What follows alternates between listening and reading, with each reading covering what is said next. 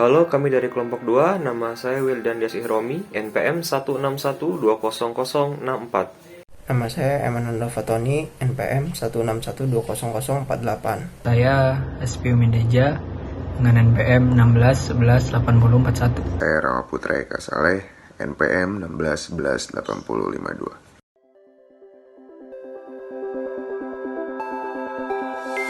Look into my eyes and show me your adventures I haven't seen. Taking all the life, it hits the spot. Walking on fantasy.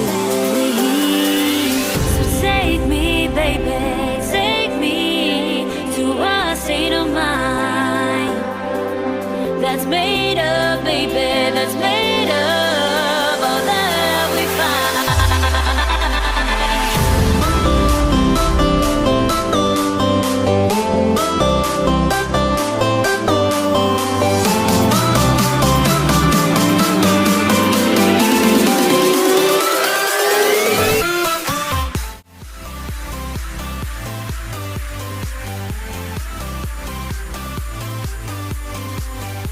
Preparation. Tahap preparation atau tahap persiapan melaksanakan proyek merupakan tahap awal yang dimaksudkan untuk menyiapkan berlangsungnya suatu proyek agar dapat berjalan secara baik dengan resiko seminimum mungkin.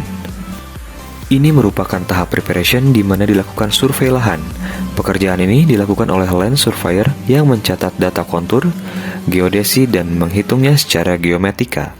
Survei merupakan langkah awal yang sangat menentukan dalam rangka mencapai keberhasilan pekerjaan yang secara siklus akan berlangsung terus-menerus. Survei sebaiknya dilakukan dengan sungguh-sungguh dan penuh rasa tanggung jawab, sehingga informasi yang diperoleh dapat menjadi bahan acuan yang dapat dipercaya sesuai di lapangan, agar dalam membuat perencanaan pekerjaan proyek selanjutnya dapat terrealisasi dengan baik. Setelah melakukan survei, selanjutnya membuat blok desain, di mana di sini dilakukan pemetaan dan penataan dari susunan penanaman sawit, misalnya jarak antar pohon sawit atau penataan pada main road atau MR dan collection road atau CR seperti video berikut.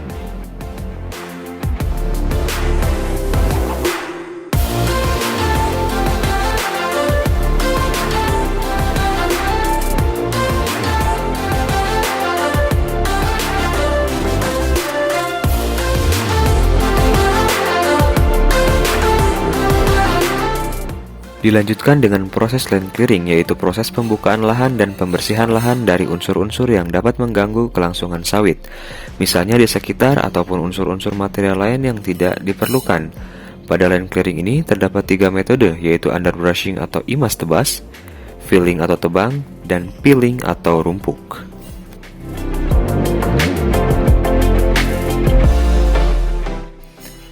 Underbrushing atau imas tebas yaitu proses pembersihan lahan dari pohon yang memiliki diameter batang kurang dari sama dengan 30 cm. Dengan diameter yang masih tergolong kecil ini, alat berat seperti bulldozer sanggup menebasnya dengan sekali lintasan. Bulldozer yang digunakan seperti kelas D65E, D70LE, sampai D85ESS yang memiliki tenaga 110-220 horsepower.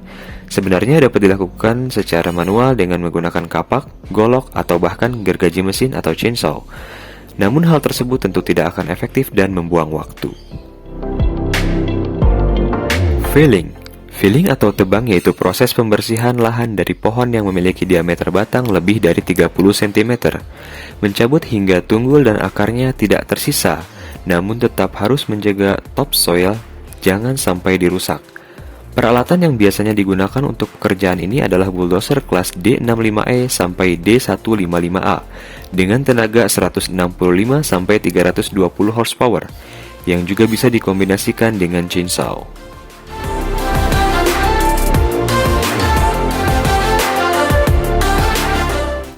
Peeling atau rumpuk merupakan pemumpukan pohon yang telah ditumbangkan. Pekerjaan ini sama halnya dengan filling, yaitu harus menjaga lapisan topsoil, karena lapisan tersebut merupakan lapisan yang subur untuk pertumbuhan tanaman.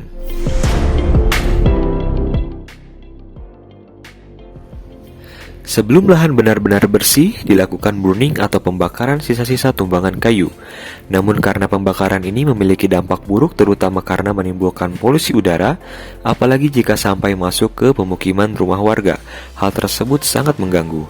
Maka digunakanlah alternatif metode lain, yaitu dengan proses chipping atau memotong bagian kecil-kecil tumbangan kayu dengan chipper mesin atau dengan bulldozer kelas D65E sampai D85 ESS.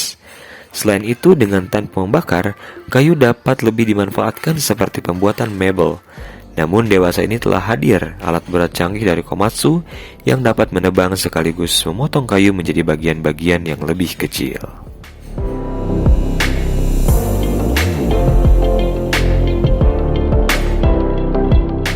Pada pembukaan lahan sawit terbagi menjadi dua jenis pekerjaan, yaitu pekerjaan perkebunan dan pekerjaan konstruksi. Pekerjaan perkebunan dibagi menjadi 6 proses, yaitu pembibitan, transportasi bibit, penanaman, pengelolaan tanaman, pemanenan, dan transportasi panen yang akhirnya dikirimkan ke pabrik. Pembibitan kelapa sawit terdiri dari dua tahap, yaitu pre-nursery dan mid-nursery. Pembibitan pada pre-nursery adalah pembibitan yang dilakukan pada polybag kecil pada saat tanaman berumur 1-3 bulan. Sedangkan mid-nursery atau pembibitan utama dilakukan pada saat tanaman dipindahkan dari pre-nursery ke mid-nursery. Pada pembibitan awal pre-nursery bertujuan untuk memperoleh pertumbuhan bibit yang merata sebelum dipindahkan ke pembibitan utama.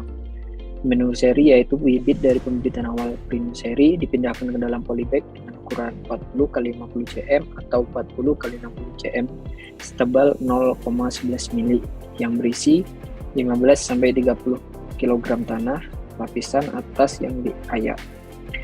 Pada fase pembibitan utama tidak lagi dibutuhkan bibit yang telah dipindahkan ke dalam polybag besar disusun dengan jarak tanam 90 x 90 cm atau 70 x 70 cm.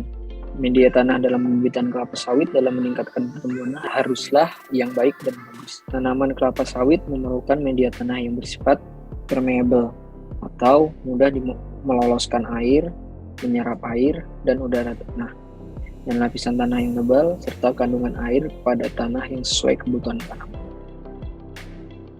Selanjutnya yaitu untuk transportasi bibit menggunakan transportasi berupa truk atau pickup. Lalu untuk penanaman yaitu kegiatan permulaan dari sistem pertanian setelah proses land preparation, di mana tanaman ditanam dalam tanah dapat berupa benih, bibit, stik, dan okulasi. Perbedaan antara benih dan bibit terletak pada bentuknya, yaitu benih dalam bentuk biji, sedangkan bibit dalam bentuk berkecambahan atau anakan. Setelah itu ada pengolahan atau pemeliharaan kebun kelapa sawit. Maintenance atau pemeliharaan adalah suatu kegiatan pemeliharaan yang bertujuan agar tanaman selama masa pertumbuhannya dapat tumbuh secara optimal tanpa diganggu oleh hama penyakit tanaman dan tanaman pengganggu lainnya seperti rumput-rumput liar dan sebagainya. Tahap pekerjaan maintenance ini terdiri atas cultivation atau penyiangan rumput liar atau tanaman pengganggu lainnya. Lalu ada fertilizing, pemupukan, spraying, penyemprotan hama penyakit tanaman, dan pruning, yaitu pemangkasan beberapa bagian tanaman. Dalam suatu kebun, hal ini biasanya berkaitan dengan pemotongan bagian-bagian tanaman yang berpenyakit, tidak produktif, atau yang tidak diinginkan. Selanjutnya ada pemanenan atau disebut harvesting, adalah kegiatan penanganan suatu komoditi pertanian untuk dilakukan pemrosesan selanjutnya. Waktu yang terbaik bagi tanaman untuk dipanen adalah berbeda-beda tergantung pada kondisi tanaman itu sendiri dan keadaan cuaca. Patokan yang umum digunakan adalah pada saat tanaman memberikan hasil besar dengan mutu tertinggi, di mana untuk pohon kelapa sawit muda yang siap panen yaitu di umur 3,5 tahun sudah bisa masuk masa panen. Dalam memanen sawit, ada beberapa alat yang dapat digunakan guna mempermudah pengambilan kelapa sawit. yaitu yang pertama TSH260 Zenoah dengan sickle blade yang berbentuk seperti sabit, gunanya untuk mengait sawit dan memotong daun sawit yang menghalangi buah. Yang kedua JPS PH260 Zenoah dengan chisel blade. Dengan penggunaan chisel blade ini membantu pemanen dalam mengambil buah sawit dengan pohon yang memiliki ketinggian medium atau sedang. Dan yang terakhir JPS PH260 TU26 dengan saw blade yang dilengkapi dengan pisau bergerigi. Lalu untuk yang rakit transportasi panen buah kelapa sawit menggunakan transportasi yaitu truk atau fuso. Dengan dibawanya kelapa sawit dengan kendaraan tersebut dan akhirnya masuk ke pabrik untuk diproses, maka pekerjaan perkebunan dikatakan selesai. Kembali membahas mengenai jenis pekerjaan. Untuk pekerjaan konstruksi dibagi menjadi dua tipe, yaitu konstruksi jalan dan konstruksi saluran. Untuk konstruksi jalan dapat dilakukan beberapa proses. Yang pertama stripping topsoil, lalu ada cut and fill, lalu leveling atau grading, dan compacting. Apabila terdapat lapisan perkerasan, maka dilakukan proses tambahan, yaitu gathering atau loading, transporting, spreading atau leveling, dan compacting.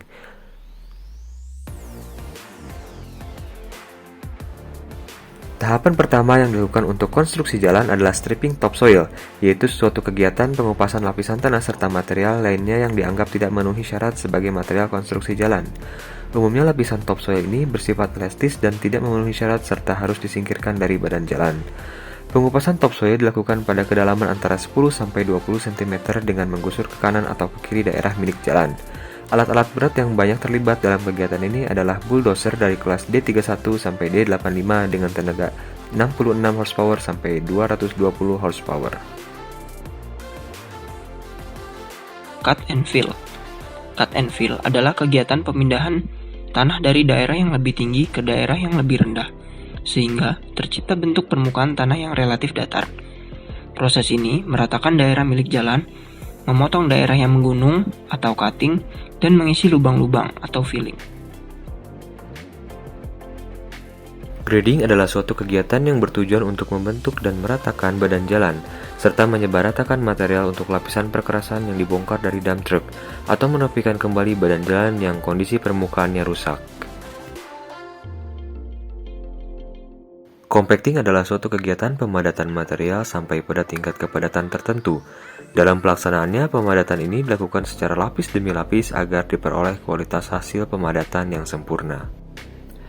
Apabila pada pembuatan konstruksi jalan terdapat lapisan perkerasan seperti pembuatan main road dan collection road yang perlu diaspal, maka ada beberapa tahapan agar jalan yang dibuat dapat sempurna, yaitu dengan dilakukan gathering atau loading, transporting, spreading atau leveling, dan compacting.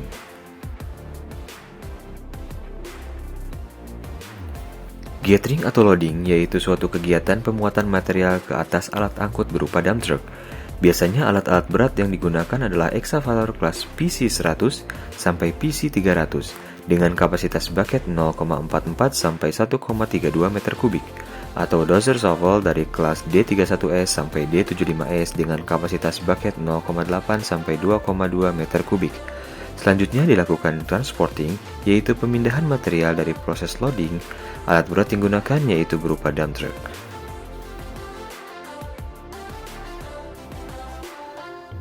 Selanjutnya spreading atau leveling adalah suatu kegiatan yang bertujuan untuk membentuk dan meratakan badan jalan, serta menyebaratakan material untuk lapisan perkerasan yang dibongkar dari dump truck, atau merapikan kembali badan jalan yang kondisi permukaannya rusak.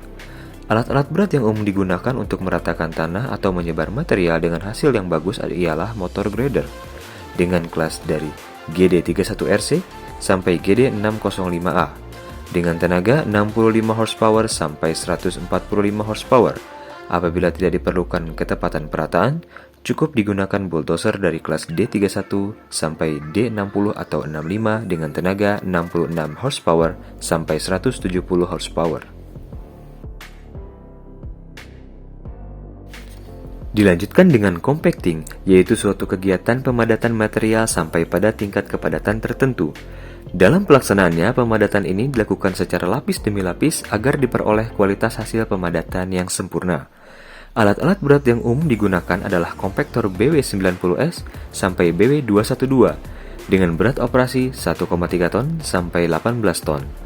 Kegiatan spreading dan compacting dapat dilakukan berulang 2-3 kali sesuai dengan tebalnya lapisan yang diinginkan.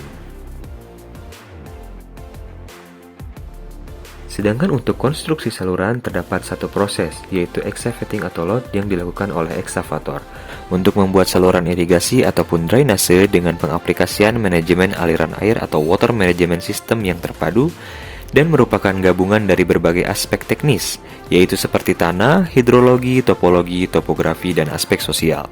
Diharapkan dengan water management system dapat menjadi solusi ketersediaan lahan saat ini yang dibutuhkan oleh perusahaan perkebunan dalam rangka perkembangan perusahaannya untuk sekarang dan nanti. Apabila dari pekerjaan perkebunan, konstruksi jalan, dan konstruksi saluran telah selesai, maka proyek dapat dikatakan selesai.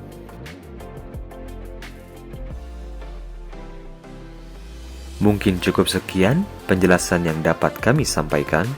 Kurang lebihnya kami mohon maaf. Terima kasih dan sampai jumpa.